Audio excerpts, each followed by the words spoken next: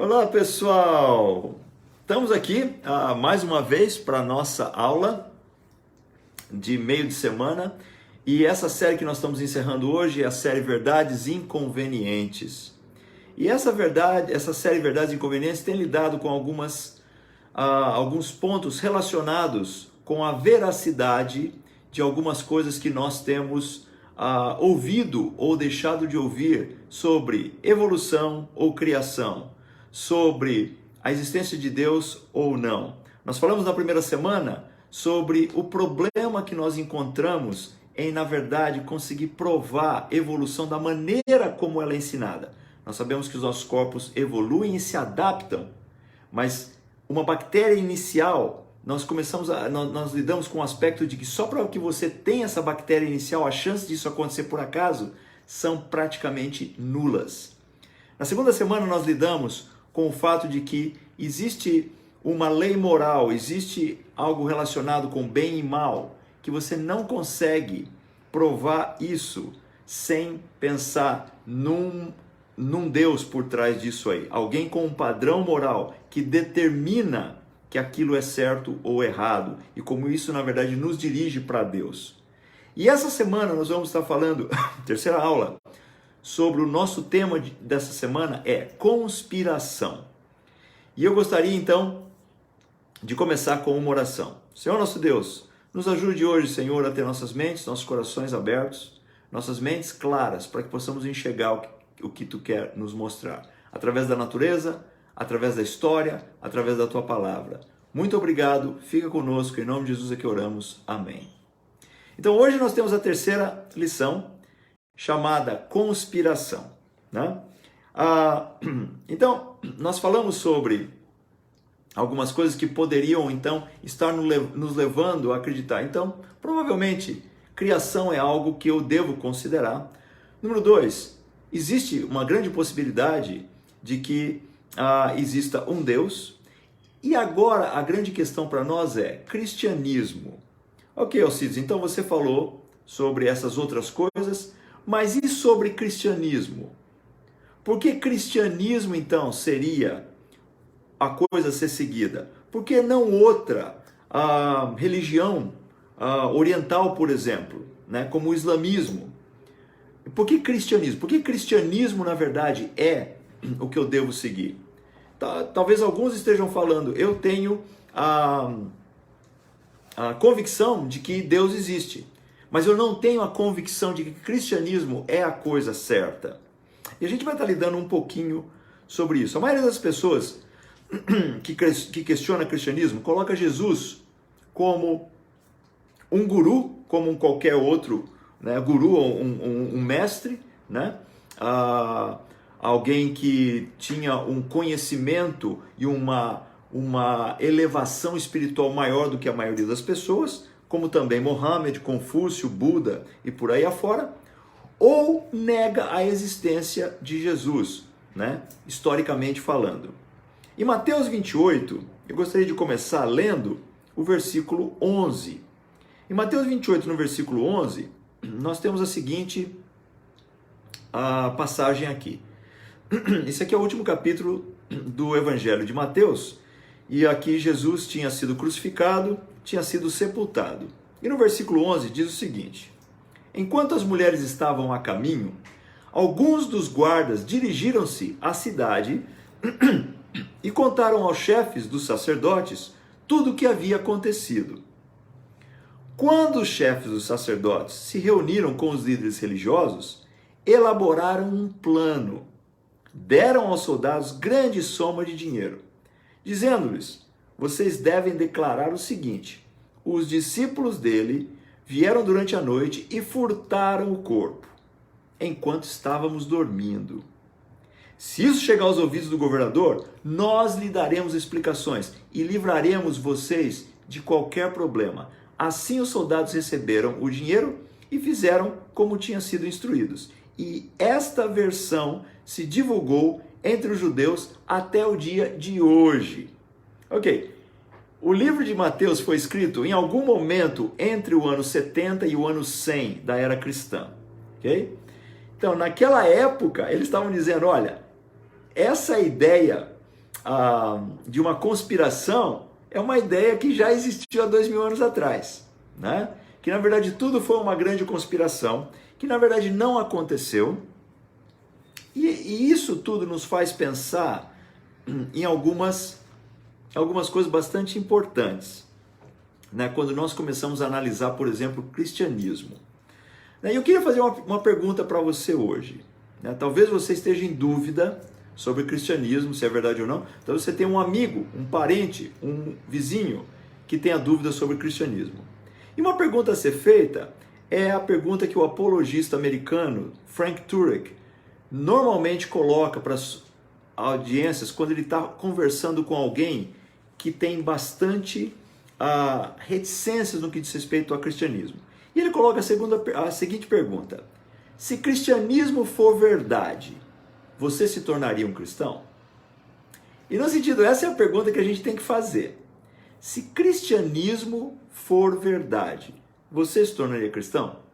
Por que essa pergunta é importante?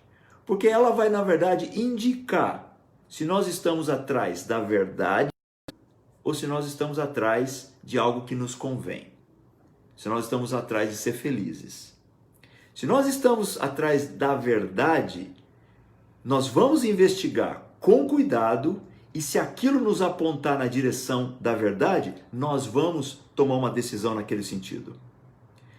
Se, mesmo tendo a verdade apontando naquela direção, eu não dou os passos para me tornar um cristão, aí o problema não é aqui, não é na razão, o problema é aqui, é no coração. Então, essa é a grande questão, na verdade. Muitos hoje não estão tomando decisões de se tornar cristão, não porque não seja verdade, mas é porque não é conveniente. Porque, na verdade, eles não querem se submeter a alguém que vai dizer para eles como eles devem viver a vida deles. Na verdade, eles querem ser o Senhor das suas próprias vidas, o próprio Deus. Então, a grande questão que nós temos com todas essas aulas que nós demos é: se cristianismo for verdade, você se tornaria cristão? E essa é a resposta que você tem que dar para si mesmo, ou essa pergunta que você tem que fazer para as pessoas que talvez estejam te questionando. Nós vamos lidar com algumas questões relacionadas com toda a veracidade ou não sobre o cristianismo. E a primeira delas é: Jesus, na verdade, nunca existiu. E essa é uma das coisas que você vai ouvir de muitas pessoas que se opõem ao cristianismo. Tá? Jesus, na verdade, não existiu. Isso foi uma conspiração planejada por alguns e que, na verdade, não se existe prova sequer de um Jesus histórico. Bom, na teoria isso parece muito bonito. Quando, na verdade, nós começamos a nos aprofundar, isso, na verdade, não tem um embasamento forte. Por quê? Porque existem outros documentos, à parte do Novo Testamento, que falam sobre Jesus Cristo. Mas um detalhe importante, primeiramente: o próprio documento do Novo Testamento não pode ser... Não, alguns falam, não, mas é o Novo Testamento, eles vão falar sobre essas coisas, então eles não podem servir como prova. Na verdade, o Novo Testamento não é um único livro. Na verdade, você está pegando vários escritos que foram compilados e colocados ali, escrito por vários autores, e todos contando a mesma história. Então não dá para simplesmente falar, não, descarta o Novo Testamento.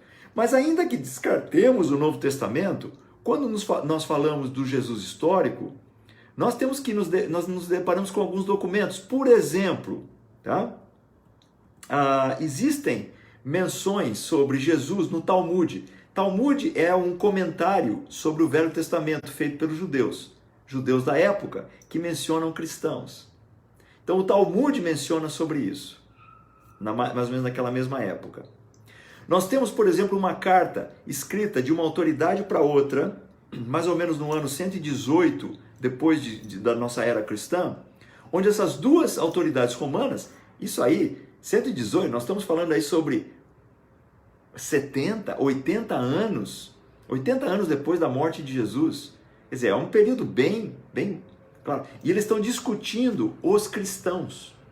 Ou seja, isso está sendo lidado, a questão dos cristãos está sendo lidada fora do Novo Testamento. Ou seja, não dá para a gente negar esse tipo de coisa. Flávio Joséfo, que foi um historiador judeu,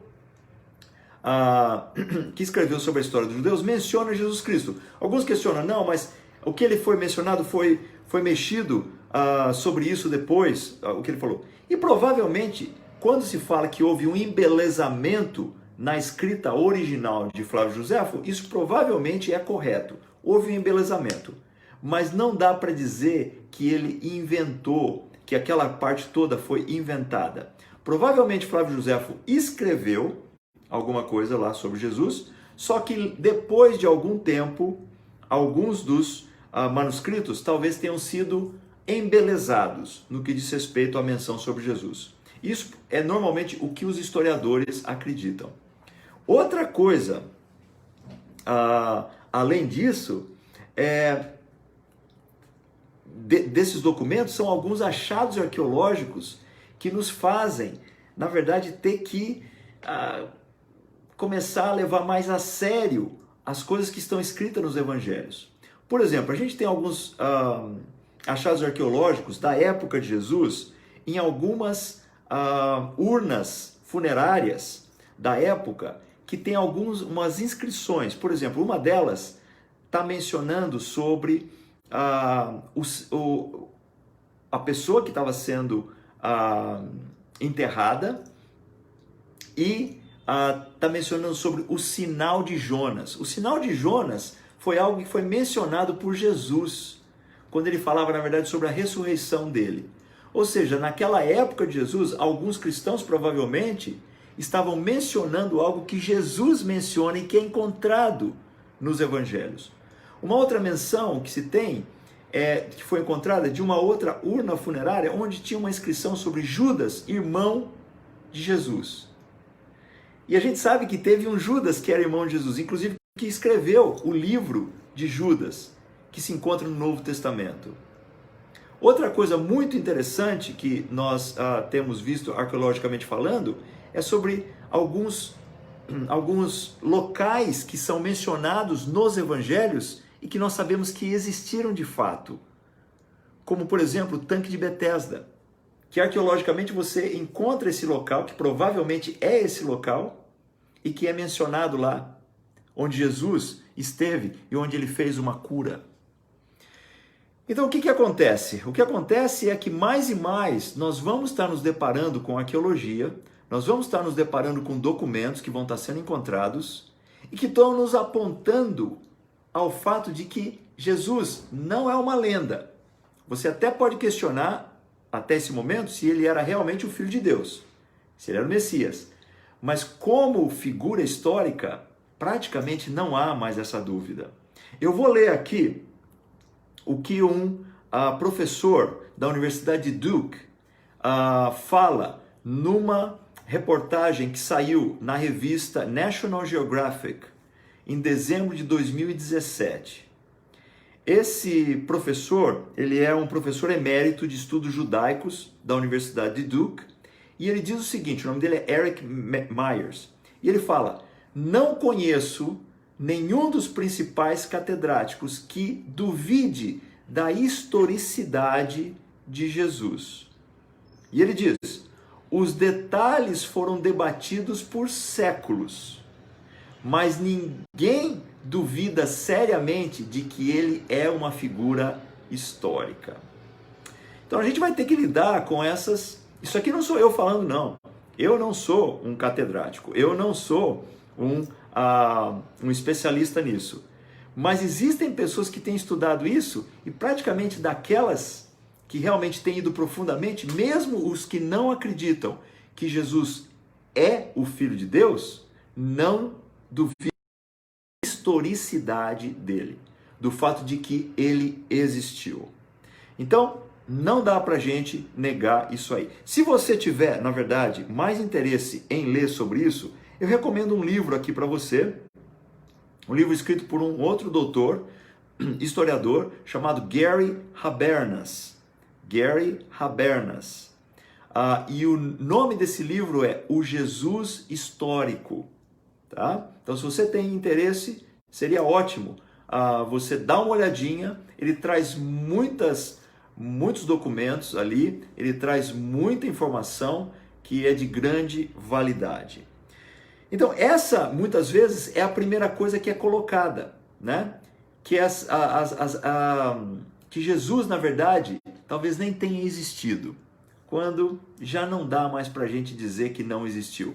Algumas coisas são muito claras sobre a historicidade desse personagem. Bom, aí entra a outra questão. A outra questão é, será que ele realmente é aquilo que nós dizemos que ele é? Nós, eu digo, cristãos dizem que ele é? Existem algumas alegações feitas por Jesus que realmente nos fazem ter que lidar com essa questão. Por exemplo, Jesus, ele é diferente de outros indivíduos espiritualmente num outro nível. E a gente poderia mencionar Buda, Confúcio, Mohammed, né? Se quisermos colocá-lo, alguns querem colocá-lo no mesmo nível de Jesus, né? Só que Jesus, ele falou algumas coisas e fez algumas coisas, está documentado algumas coisas sobre Jesus que é totalmente diferente desses outros. Muitas pessoas, elas querem colocar Jesus no mesmo nível desses outros. Porém, de duas uma, ou Jesus não estava falando a verdade, o que, na verdade, não dá para colocá-lo no mesmo nível dessas outras pessoas, porque ele era uma pessoa mentirosa, né?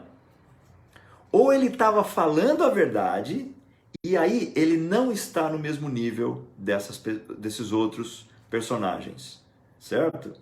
Por quê? Porque Jesus falou algumas coisas muito sérias. Por exemplo, Jesus se coloca como Deus, ok?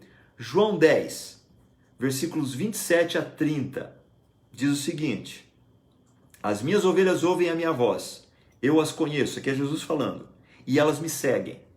Eu lhes dou a vida eterna, e elas jamais perecerão. Ninguém as poderá arrancar da minha mão. Versículo 29. Meu Pai, que as deu para mim, é maior do que todos. Ninguém as pode arrancar da mão de meu Pai. Versículo 30. Eu e o Pai somos um. O que Jesus quis falar com isso? Talvez que ele tivesse uma união muito grande com o Pai, que era Deus. Ou talvez ele estivesse falando, o Pai e eu somos a mesma pessoa. Ou seja, tem aqui algum problema sério. Será que esse cara, ele estava mentindo? Ou será que esse cara simplesmente era um lunático que se colocava na posição de Deus? Bom, aí entra um problema seríssimo. Se ele era um lunático, como é que há tanta coerência nas coisas que Jesus fala? Por 2000 anos, a sociedade tem seguido os preceitos desse homem, tá? E mesmo as pessoas que não são cristãs vão concordar que havia uma coerência muito grande nos ensinamentos dele. Que havia uma coerência muito grande entre o que ele ensinava e o que ele fazia e vivia. Então não dá pra gente simplesmente colocar, ele era um lunático. Mas ou ele estava falando a verdade aqui, ou ele era um lunático, porque ele estava se comparando a Deus. Uma outra coisa, Jesus fez milagres como nenhum outro fez. E a gente tem relatos específicos nos evangelhos sobre isso. Na verdade, todos os evangelhos estão falando sobre milagres. Séculos depois de Mohammed, séculos depois do Corão ter sido escrito, começaram a alegar alguns milagres a Mohammed. E na verdade, se você for procurar, existem mais ou menos alegações de 6 milagres, tá? Que apareceram séculos depois de Mohammed. Estamos falando sobre isso depois de Mohammed. Agora, eles querem colocar Mohammed e Jesus no mesmo nível. Tem uma diferença muito grande aqui. Esses milagres de Jesus foram relatados um por um, em documentos, e a gente vai ver mais sobre isso daqui um pouquinho para frente, documentos com uma proximidade cronológica muito próximo de quando aconteceu. Tá? Por exemplo, em João 21, no versículo 25, João diz o seguinte: Jesus fez também muitas outras coisas. Depois de ter relatado todos os milagres, toda o que se passou com Jesus no ministério dele, João fala isso. Jesus fez também muitas outras coisas. Se cada uma delas fosse escrita, penso que nem mesmo no mundo inteiro haveria espaço suficiente para os livros que seriam escritos. Ou seja, temos que lidar com esses relatos que foram colocados sobre Jesus. Outra coisa importante, Jesus aponta a si mesmo como o único. Isso é outro fator que vai separar ele de outros gurus. João 14, versículo 5, olha o que está escrito aqui. Disse-lhe Tomé, a gente sabe quem foi Tomé, né? Senhor, não sabemos para onde vais. Como então podemos saber o caminho? Versículo 6, Jesus respondeu Jesus, eu sou o caminho, a verdade e a vida. Ninguém vem ao Pai a não ser por mim. Realmente me conhecessem, conheceriam também o meu Pai. Já agora vocês o conhecem e o têm visto. Está falando, eu sou o caminho. Como é que você vai lidar com essa questão? Ele não se coloca no mesmo pé de outros gurus que vieram antes ou depois dele. Alguns vieram antes, outros vieram depois, mas ele não se coloca no mesmo ponto. Ele fala, eu sou o caminho, a verdade e a vida, e ninguém chega a Deus, a não ser através de mim. E aí eles falam, já agora vocês o conhecem e o têm visto. Está falando sobre, se referindo a ele mesmo. Ou seja, ou esse cara é muito maluco, ou ele é o cara mais arrogante do mundo, e aí ele não vai ser um bom mestre. Mentiroso, lunático, arrogante, como é que vai ser um bom mestre isso aí? Se é para compará-lo com outros, não tem condição de compará-lo. Ou ele é quem ele falou que ele era, ou ele não é nada. E aí é onde vem a grande dificuldade da maioria das pessoas.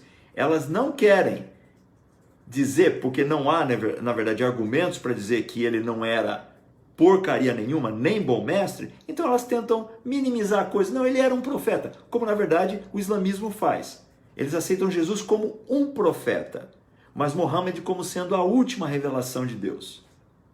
Finalmente, nós temos que lidar com um outro fato, que é sobre a ressurreição. João capítulo 20, no versículo 1, diz o seguinte: no primeiro dia da semana, bem cedo, estando ainda escuro, Maria Madalena chegou ao sepulcro e viu que a pedra da entrada tinha sido removida. Então correu ao encontro de Simão Pedro e do outro discípulo, aquele a quem Jesus amava, e disse: tiraram o Senhor do sepulcro e não sabemos onde o colocaram. Versículo 3. Pedro e o outro discípulo saíram e foram para o sepulcro. Os dois corriam, mas o outro discípulo foi mais rápido que Pedro e chegou primeiro ao sepulcro. Ele se curvou e olhou para dentro.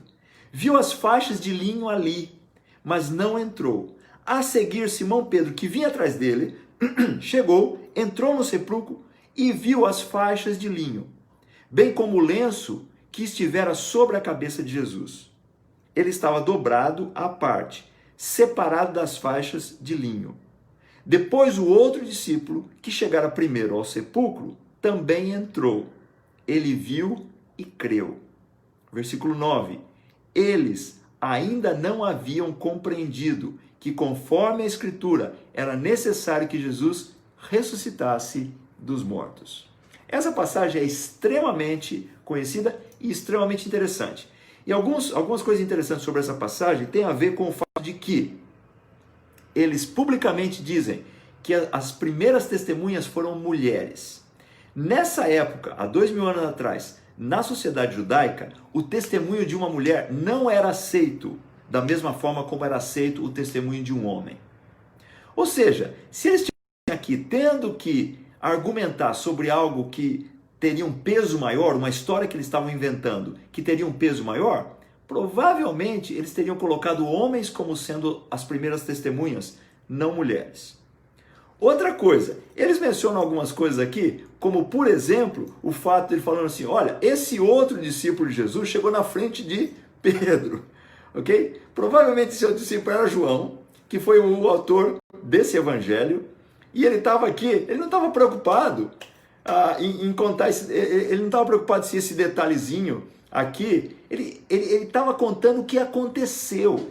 Quando se coloca um detalhe como esse, quando você está contando uma história, você fala, ó, eu acabei chegando na frente do fulano, tal, não é um negócio, não é um documento que você está armando para tentar convencer alguém de uma mentira, tá? Quando se pega esses detalhes todos, de que as mulheres foram as primeiras testemunhas, de que um correu na frente do outro e chegou lá primeiro, são alguns detalhes que na verdade mostram que eles estão falando de algo que de fato aconteceu. Agora, a gente sabe que, como já falamos, e é o título dessa lição, existem as teorias, né, de que na verdade foi uma grande conspiração.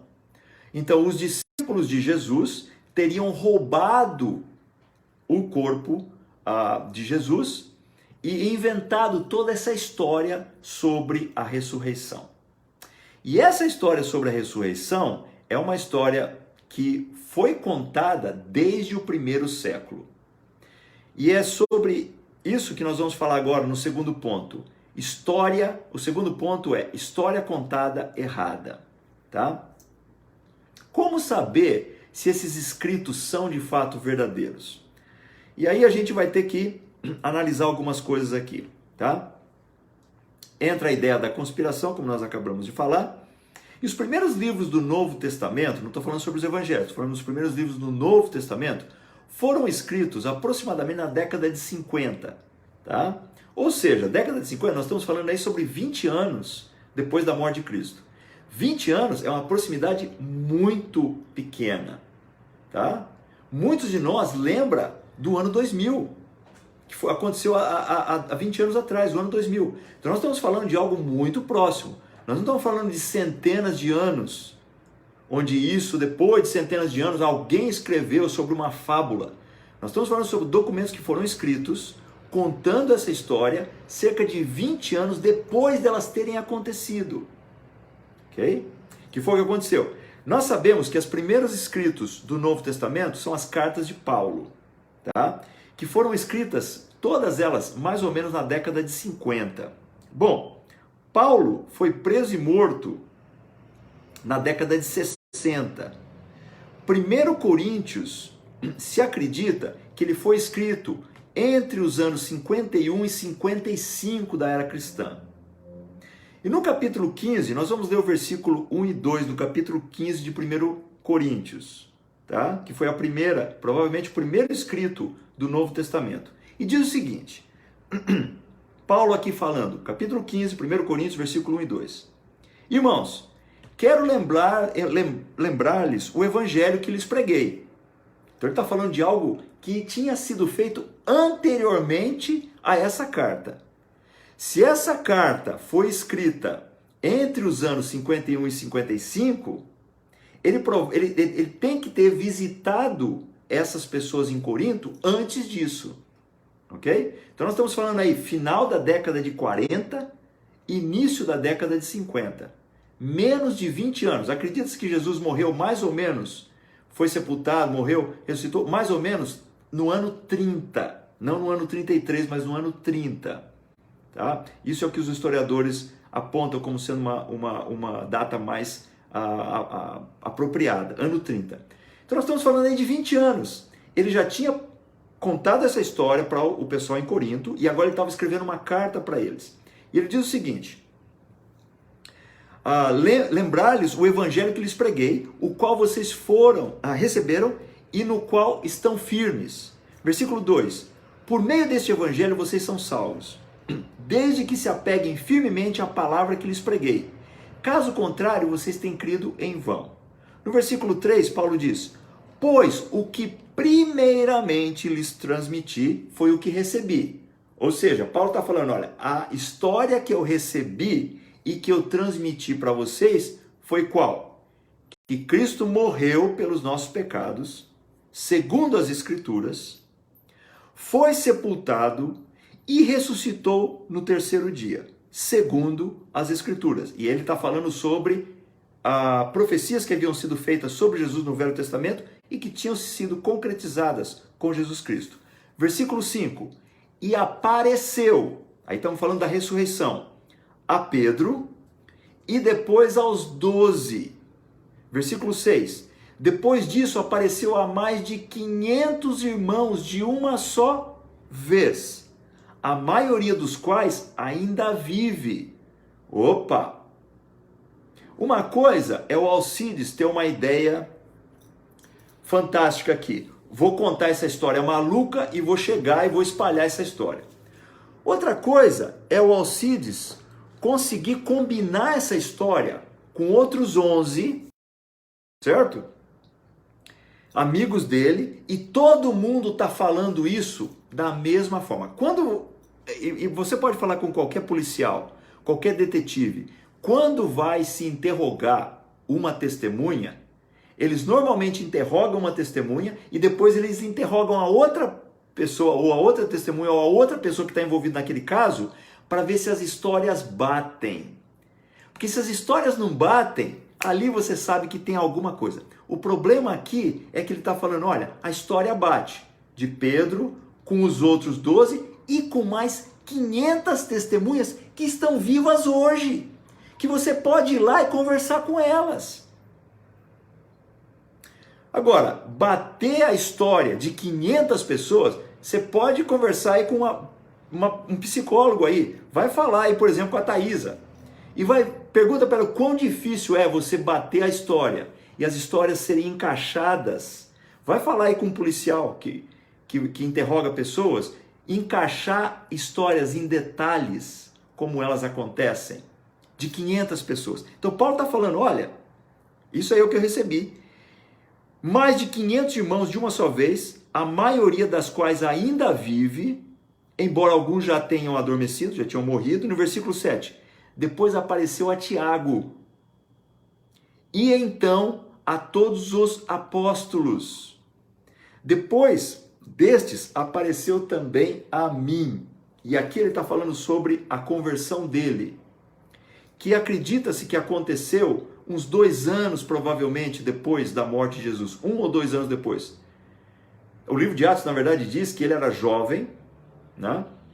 E que ele, na verdade, estava envolvido na morte de Estevão.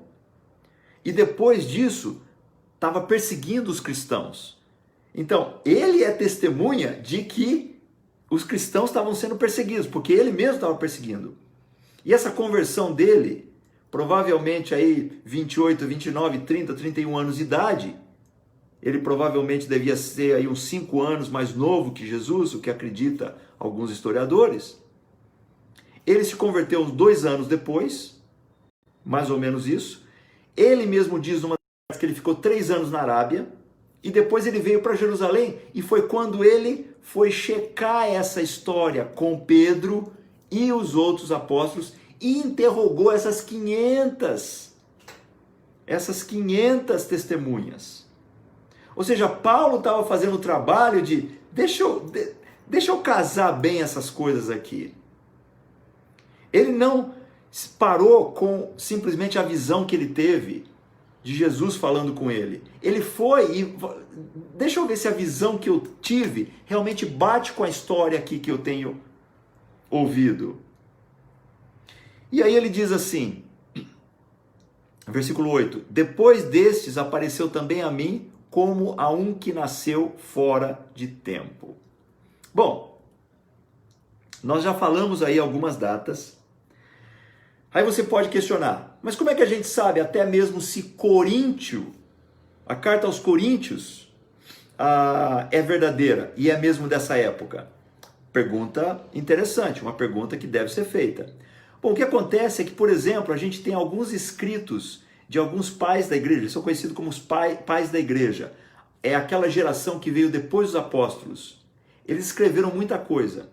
E, por exemplo, eu vou mencionar 3 deles aqui, desses pais da igreja, tá? Clemente de Roma, que escreveu uma carta aos coríntios, aos mesmos coríntios, No ano 95, ele menciona essa carta de Paulo.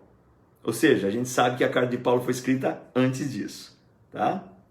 Ignácios, tá? Escreve 7 cartas aos Coríntios em torno do ano 107 da nossa era cristã.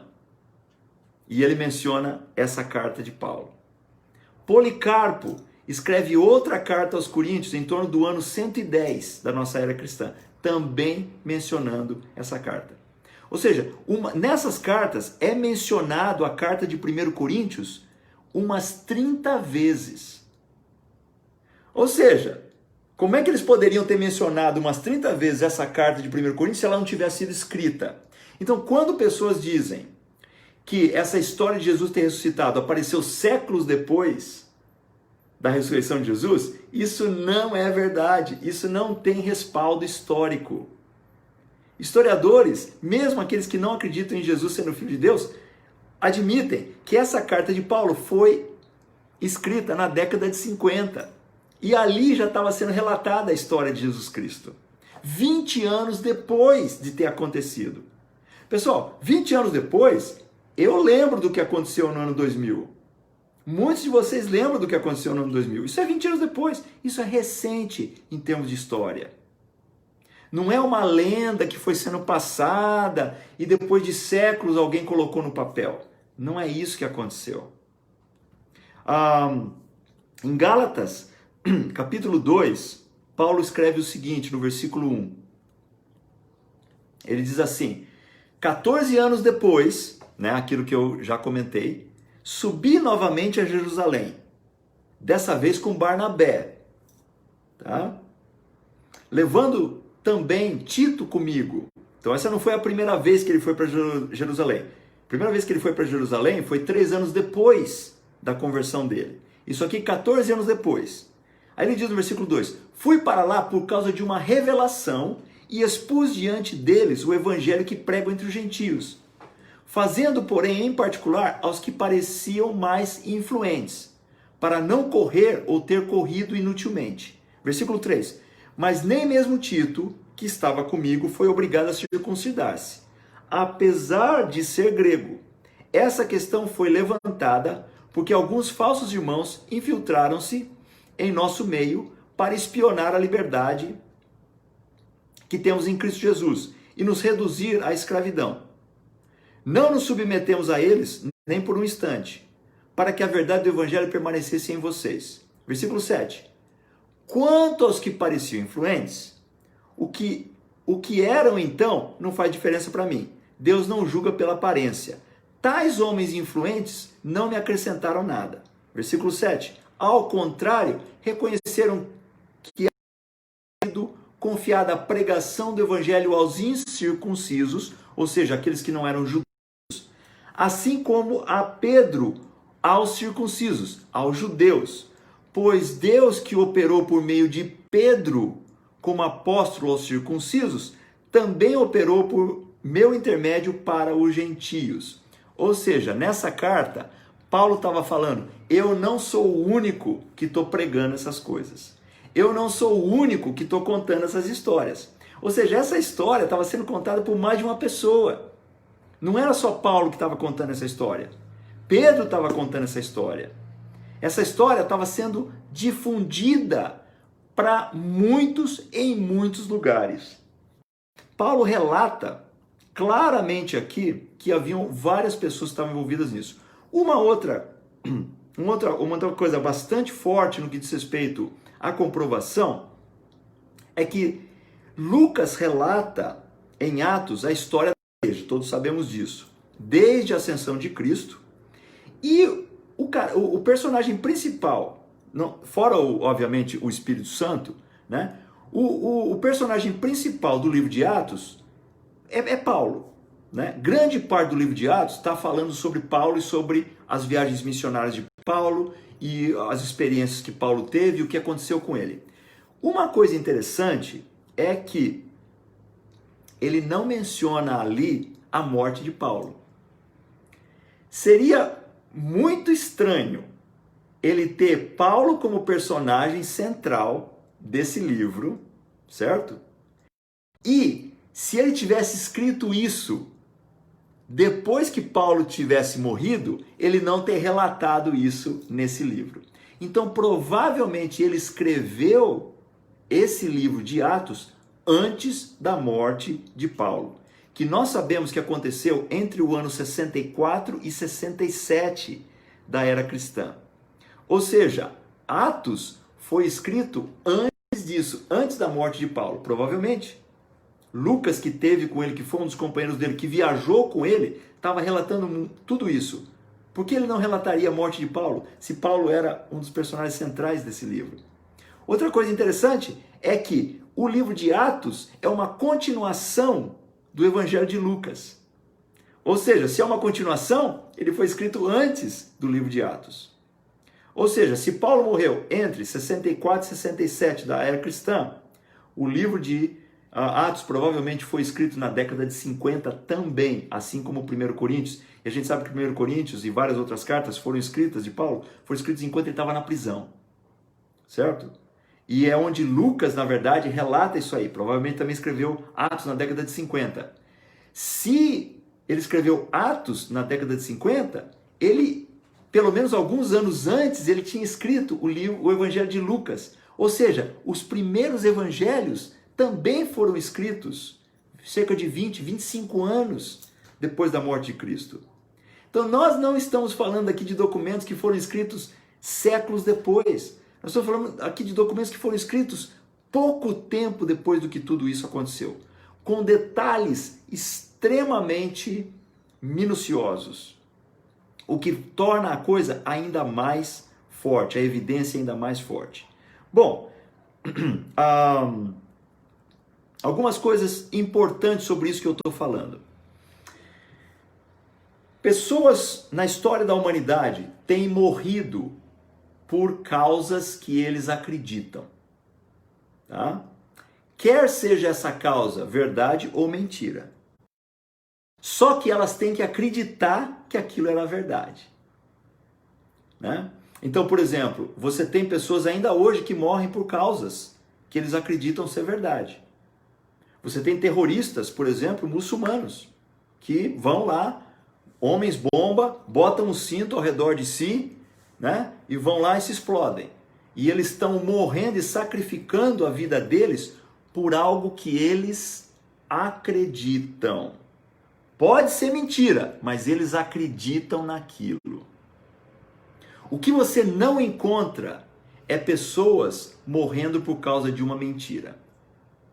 Então, se os apóstolos foram eles que foram lá, pegaram o corpo de Jesus Cristo, tiraram da sepultura e deram fim, o que seria muito improvável de acontecer, porque tinham guardas ali guardando aquilo lá, porque os próprios fariseus e mestres da lei estavam se guardando para que isso não acontecesse, mas ainda que isso tenha sido possível, por que pessoas que sabiam que aquilo era mentira iriam morrer por uma mentira? Que eles sabiam. Se eles não soubessem que fosse mentira, tudo bem. Mas se Pedro, João e os outros apóstolos fizeram isso, quem morre por causa de uma mentira? Quando você sabe que é uma mentira. Quando eles fossem apertados, para de pregar em nome desse Jesus Cristo. Foram botados na cadeia, foram açoitados e depois foram mortos. Foram mortos.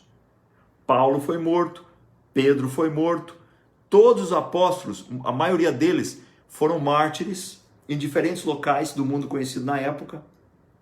Pessoas não morrem por causa de uma mentira, que elas sabem que é mentira. Então nós temos que lidar com essas questões aqui.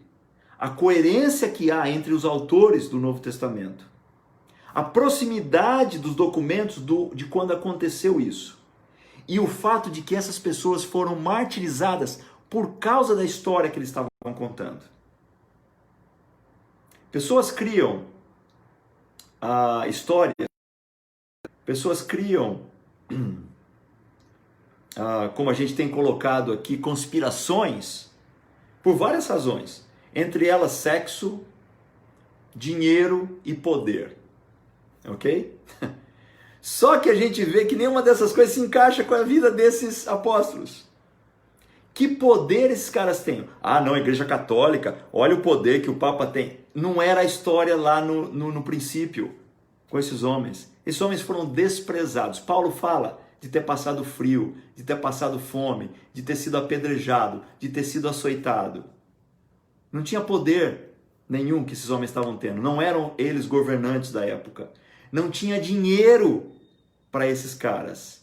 E sexo não é o que, na verdade, você nem vê essas pessoas pregando sobre isso. Ou seja, conspiração para quê? Para que eu possa ser sacrificado? Para que eu morra? Como é que eu vou falar dessa história se eu sei que essa história é mentira? Então nós vamos ter que lidar com essas questões todas. Então por que cristianismo? Porque cristianismo faz sentido.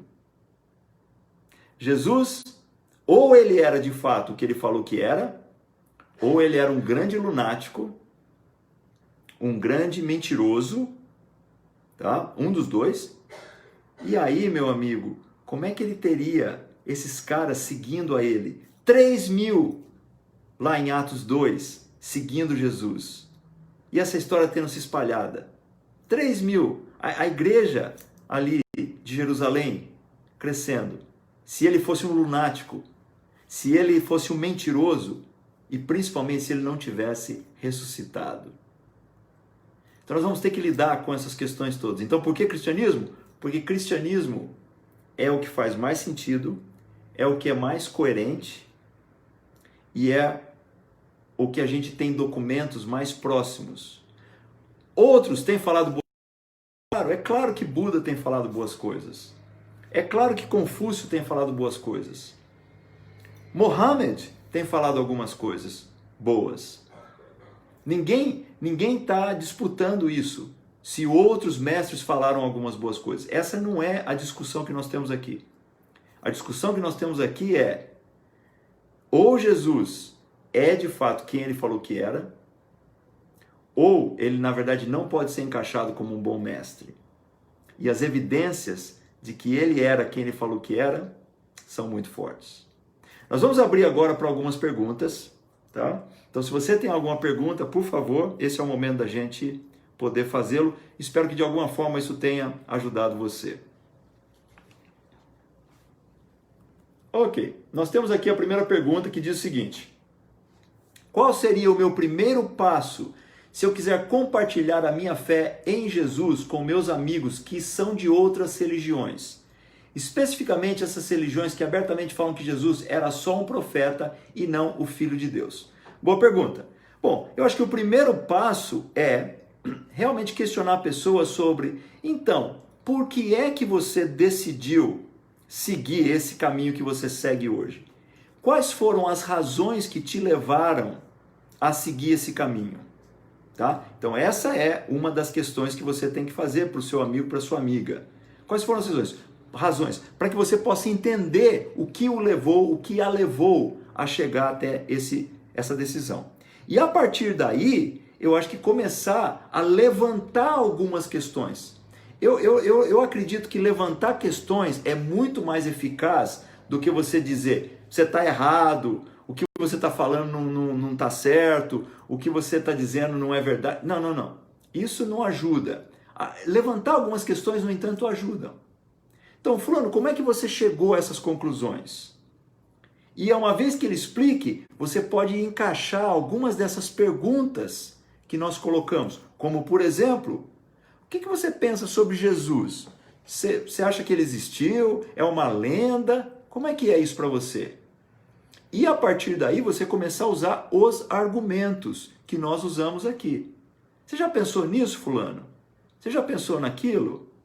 Mas e aí? Você conhece o que ele falou?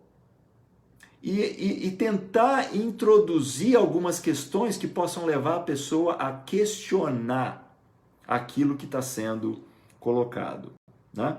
Então, eu acho que ouvir primeiro como é que a pessoa chegou às conclusões que ela tem hoje e depois começar a apresentar algumas questões para saber o que ela sabe o que ela conhece e o que ela pensa sobre Jesus ajudaria você a começar a introduzir esse tópico, tá bom?